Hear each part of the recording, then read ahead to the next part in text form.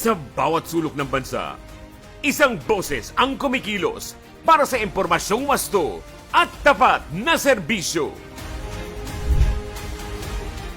PTV para sa bayan.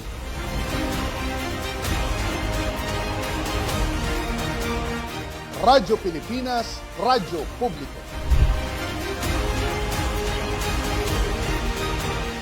PNA, the official newswire service of the Philippine government. Philippine Information Agency, ang tulay ng komunikasyon para sa kaunlaran. IBC, Boses ng Katotohanan. Nagkakaisang boses. Lakas at gabay ng mamamayan.